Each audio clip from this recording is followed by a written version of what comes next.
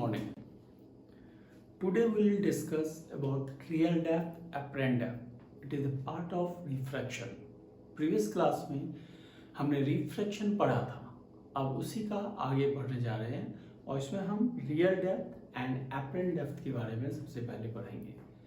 फिर हम critical velocity के बारे में पढ़ेंगे, critical angle के बारे में पढ़ेंगे, उसके बाद उसके एप्लीकेशंस, उसके स्फेरिकल रिफ्रैक्टिंग सरफेस के बारे में पढ़ेंगे अगर टाइम हुआ तो। सबसे पहले real depth and apparent depth. Real and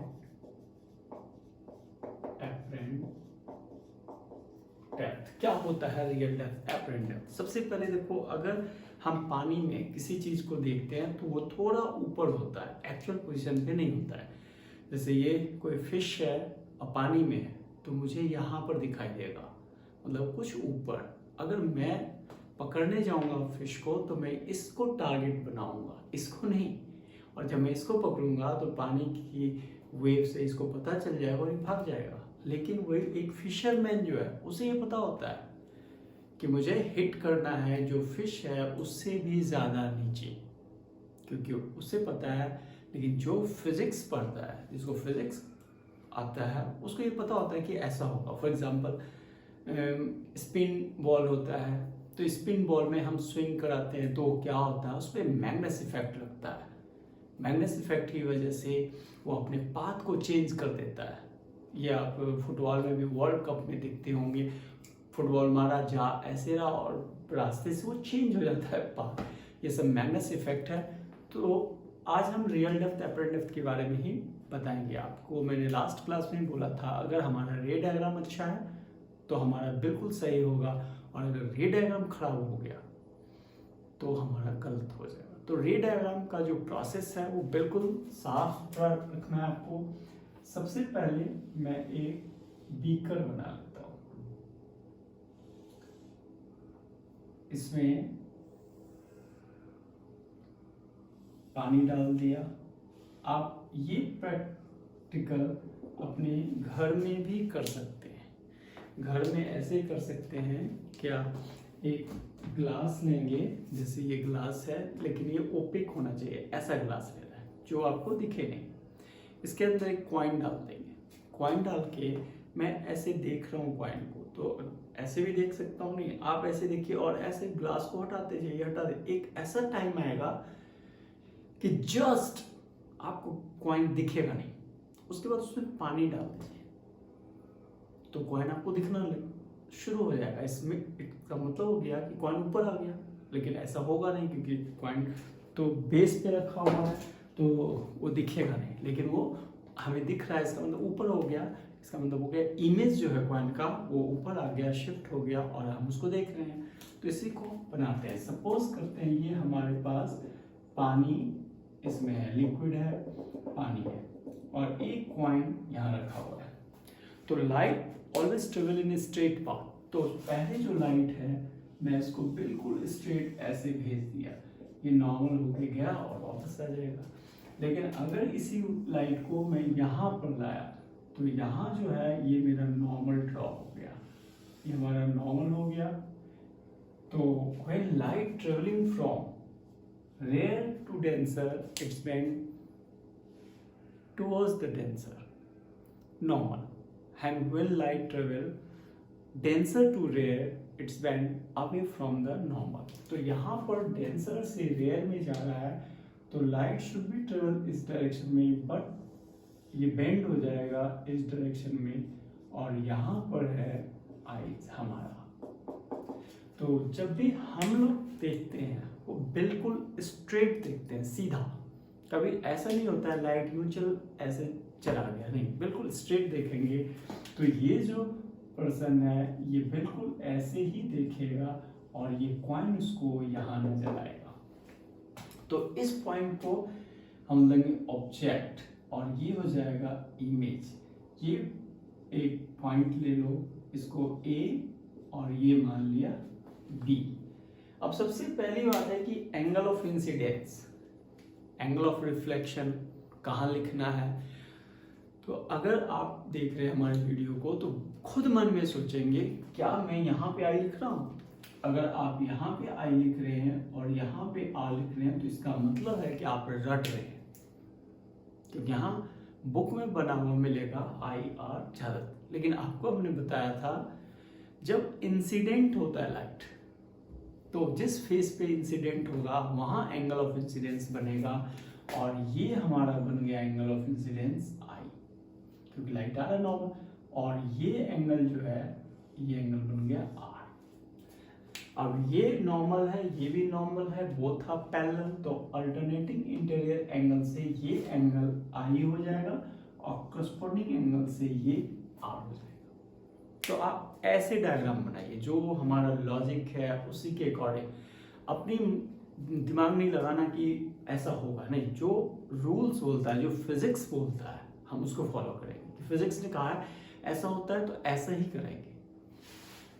अब हमारा क्या हो गया, ये ऑब्जेक्ट हो गया, ये इमेज हो गया।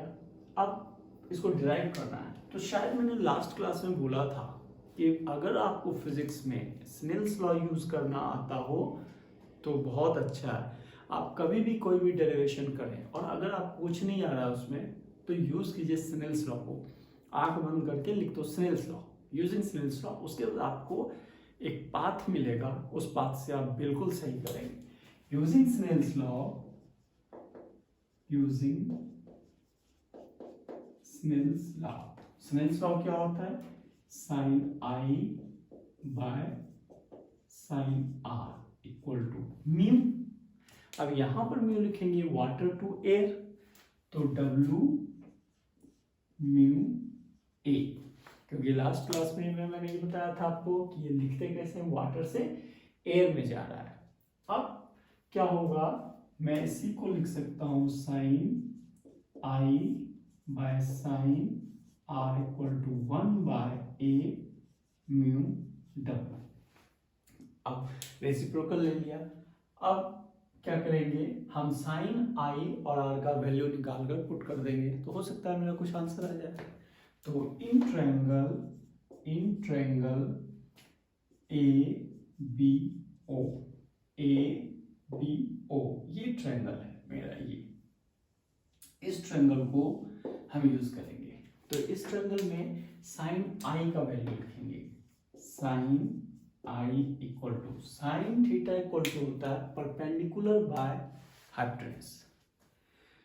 तो परपेंडिकुलर हमारा ए बी हो गया, हाइपोटेन्यूज ये हो गया ओ बी। तो sine theta equal to sine I equal to हो गया A B by O B, ये मेरा साइन थीटा हो गया। अब कॉस एक और साइन आर निकालूंगा, तो ये ट्रायंगल यूज कर लेंगे। तो आप फिर यूज करेंगे इन ट्रायंगल ए बी आई, क्योंकि मुझे स्नेल्स लॉ में साइन आई और साइन आर का वैल्यू निकाल के पुट करना है, क्योंकि म्यू तो ऑलरेडी म्यू गिवन है इसलिए। तो इस ट्रायंगल में sine R equal to perpendicular हो गया ए बी एंड हाइपोटेन्यूज हो गया बी आई, ये साइन आर हो गया। Now putting the value of sine I R in equation first, this is the equation first, ये इक्वेशन फर्स्ट है। तो now we can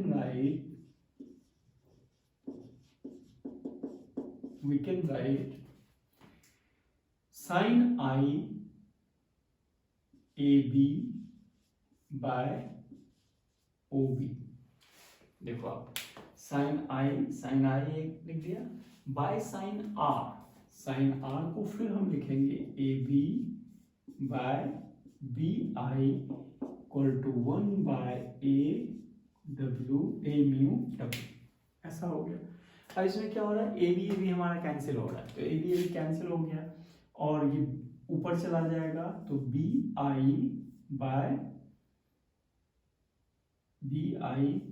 O B equal to 1 by A mu W को आप mu भी लिख सकते हैं। अगर म्यू है इसका मतलब है refractive index with respect to a है।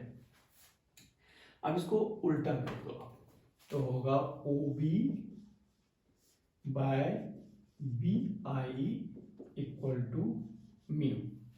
अगर आपको प्रॉब्लम हो रहा है तो A mu W A mu W मैं लिख सकता हूँ। अब इसमें ये जो डिस्टेंस है ना, ये बहुत क्लोज होता है, बहुत छोटा, तो फिजिक्स में आप इसको नेग्लेक्ट कर सकते हैं। तो आप लिखेंगे late B is very close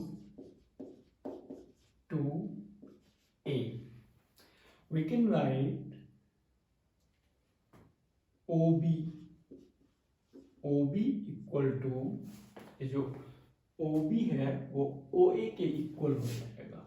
OA मतलब मैं ये बोल रहा हूँ कि B is very close to A, मतलब सपोज करो B यहाँ पर है, वो तो डायग्राम में मैंने इतना बड़ा बना दिया, B बिल्कुल यहाँ पर है, तो ये दोनों डिस्टेंस OB और OA लगभग इक्वल हो जाएगा। एंड BI को आप लिखेंगे AI, जो हमारा इक्वेशन हो जाएगा OA by AI equal to A mu W। अब OA क्या है? रियल डेप्थ है। OA real depth, AI apparent depth, मतलब real depth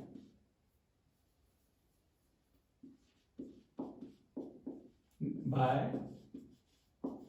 apparent depth equal to mu. मतलब रिफ्रैक्टिव इंडेक्स है अगर आपके पास, तो किसी पानी में तो रियल डेप्थ एपरेंट डेप्थ का रेशियो ले लेंगे तो उस लिक्विड का रिफ्रैक्टिव इंडेक्स आ जाएगा। ये हमारा रिफ्रैक्टिव इंडेक्स आ गया।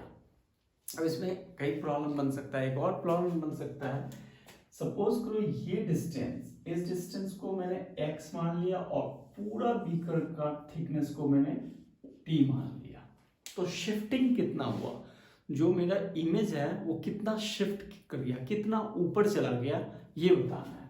तो अगर आप इमेज शिफ्ट लिखेंगे, इमेज शिफ्ट कितना होगा, t minus x. t minus x, हमने t पूरा डेप्थ माना, उसमें x माइनस कर दोगे, नहीं x निकालना है मुझे, तो t माइनस AI, तो t को अभी मैं OA लिख देता हूं, ज्यादा अच्छा रहेगा आपके लिए। OA माइनस AI, तो OA हमारा ये पूरा हो गया माइनस AI, तो हमारे पास x निकल जाएगा। तो x इक्वल टू, अब इनमें से मैं क्या करूंगा, OA कॉमन ले लो, तो ये हो गया 1 माइनस, अब इसमें तो OA है नहीं, तो OA जब भी किसी से कोई भी पार्ट कॉमन लेते हैं तो जितना उससे आप कॉमन लेंगे उतना ही उसमें मल्टीप्लाई और डिवाइड कर दीजिए। मतलब इसमें OA ऊपर मल्टीप्लाई एंड नीचे डिवाइड करेंगे, तो OA ऊपर निकल गया, तो नीचे जो बच गया ये OA ऐसा बच गया। तो x equal to OA 1 minus, देखो OA बाय AI को हम म्यू लिखते हैं, तो यहाँ उल्टा है ना, तो ये हो गया 1 बाय म्यू। अब अगर आप थिकनेस के रूप में लिखना चाहेंगे तो t 1 माइनस 1 बाय म्यू। ये हमारा शिफ्टिंग हो गया कि इमेज जो है कितना ऊपर शिफ्ट कर गया। बिल्कुल क्लियर है, और इससे बहुत सारे न्यूमेरिकल आते हैं, एंट्रेंस में भी, नीट में भी और आपके CBSE में भी, और अभी जो सेकेंड टर्म का पेपर होगा उसमें भी ये आएगा। इसके बाद हम पढ़ेंगे TIR, total internal reflection. Total internal reflection में क्या होगा, दो कंडीशंस होने कंपलसरी है। Light should be travel from denser to rare medium, light जो है वो डेंसर से रेयर में जाएगा फर्स्ट। सेकेंड होगा angle of incident must be greater than critical angle. अगर ये दो कंडीशंस फॉलो कर रहा है तो हमारा TIR बन जाएगा। फिर हम TIR की एप्लीकेशंस को पढ़ेंगे। ऐसे भी आपको मैंने बोल रखा है कि मेरा हर वीडियो लगभग 20 to 25 मिनट्स का ही बनाऊंगा, ताकि आप ज़्यादा स्ट्रेस भी ना डालें और पढ़ लें, समझ में भी आता है। फिर मेरा न्यूमेरिकल का अलग आएगा, न्यूमेरिकल के कई अलग अलग प्रॉब्लम होंगे, एंट्रेंस लेवल का होगा, सीबीएसई लेवल का होगा। इन सब को देखने के लिए आप जरूर लाइक करें फिजिक्स गुरु श्रवण सर, इस चैनल को सब्सक्राइब भी करें, फिर आपको हर दिन एक वीडियो मिलता रहेगा और ये वीडियो आपको एंट्रेंस का लगभग मिलेगा, ये हर दिन मिलेगा आपको। अब हम आ जाते हैं TIR, total internal reflection. Topic का नाम था रिफ्रैक्शन जब मैंने स्टार्ट किया था, अब मैं यहाँ पे रिफ्लेक्शन बोल रहा हूँ। इसी को बोलते हैं TIR, टोटल इंटरनल रिफ्लेक्शन। इसमें कंडीशन, फर्स्ट कंडीशन है light should be travel from denser to rare medium. मतलब हो गया कि ये एक मीडियम हो गया and that is called denser medium, ये एक डेंसर मीडियम है।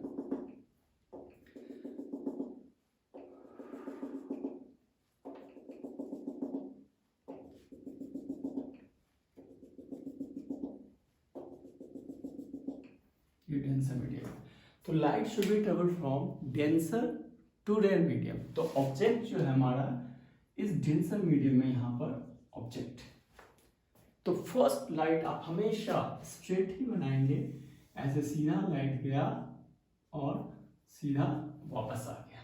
फिर हम लाइट को यहाँ पर लाएंगे, यहाँ पे नॉर्मल ड्रॉ किया। When light travelling from denser to rare, it's bent away from the normal, ये लाइट ऐसे चला जाएगा, ये एंगल R हो गया। और आप यहाँ आ जाएंगे तो यहाँ भी हम नॉर्मल ड्रॉ किए और ये लाइट ऐसे ट्रेवल कर जाएगा I और R हो गया।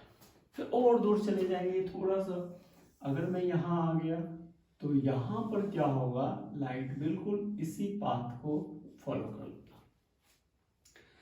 जब लाइट इस फॉलो किया तो ये एंगल हो गया I, इसी को हम बोलते हैं critical angle C, when angle of refraction become 90 degree.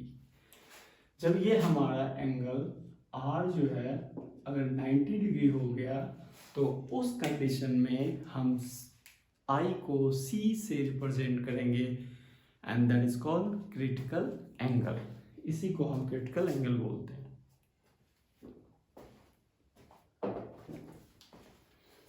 अब क्या होगा कि हम लाइट को और यहां लाएंगे तो ये एंगल लाइट जो है इसी फेज में मुड़ जाएगा, तो यहां हो गया angle of incidence must be greater than critical angle. तो इस पार्ट को जब लाइट इसी में वापस आ गया TIR,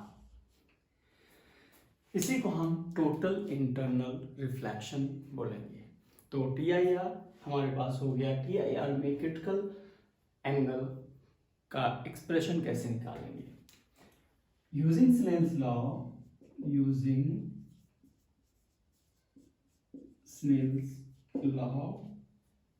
sign I by sine R equal to W mu A। अगर ये वाटर है तो, या कोई भी डेंसर है, अगर ये डेंसर होगा तो डेंसर पार्ट लिखेंगे, ग्लास हो सकता है, मैंने अभी वाटर लिख दिया।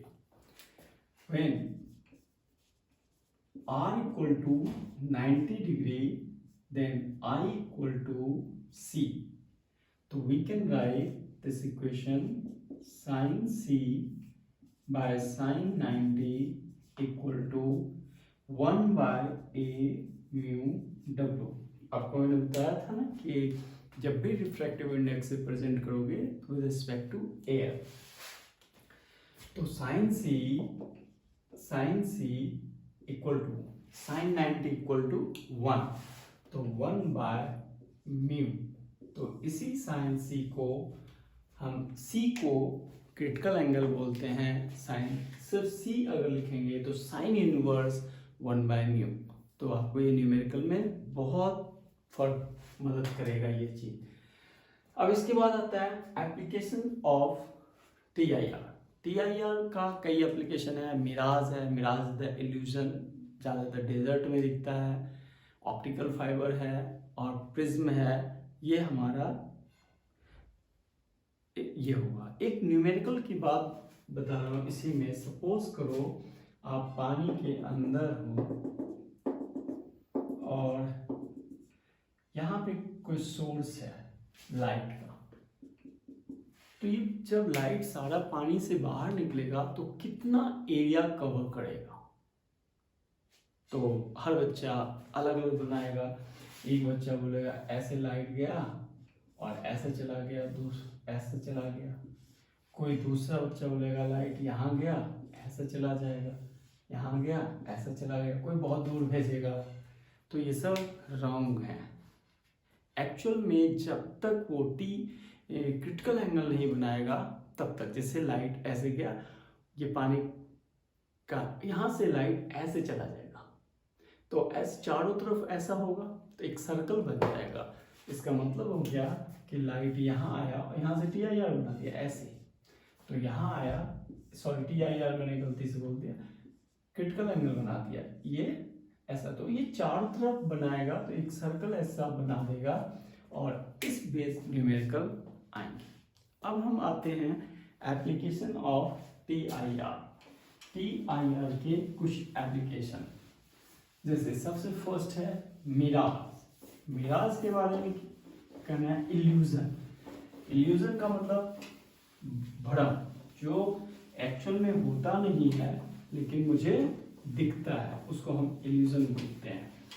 मिराज जो है वो ज़्यादातर डेजर्ट में या हाईवे पे आपको दिखेगा। अगर आप गाड़ी में बैठे हैं गर्मियों में और हाईवे पे चल रहे हैं और वो हाईवे थोड़ा रोड अच्छा होना चाहिए, साफ सुथरा होना चाहिए, तो आपको थोड़े थोड़े डिस्टेंस पे पानी जैसा दिखेगा कि रोड पे ना पानी है, जबकि वो पानी होता नहीं है। जैसे जैसे आप हाईवे के पास जाते जाएंगे वो पानी आगे बढ़ता जाएगा, उसी को हम लोग बोलते हैं मिराज। तो मिराज एक इल्यूजन है। सपोज कर लो ये एक ट्री है, डेजर्ट में है, तो क्या होता है डेजर्ट में ज्यादातर गर्मियों में जो सैंड है वो बहुत जल्दी गर्म हो जाता है। जब सैंड बहुत जल्दी गर्म हो जाएगा तो क्या होगा, हवा गर्म हो जाएगी, हवा ऊपर उठ जाएगा।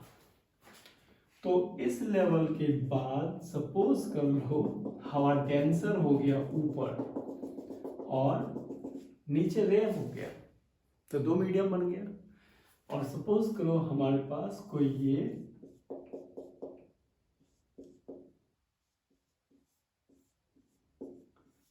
आदमी है,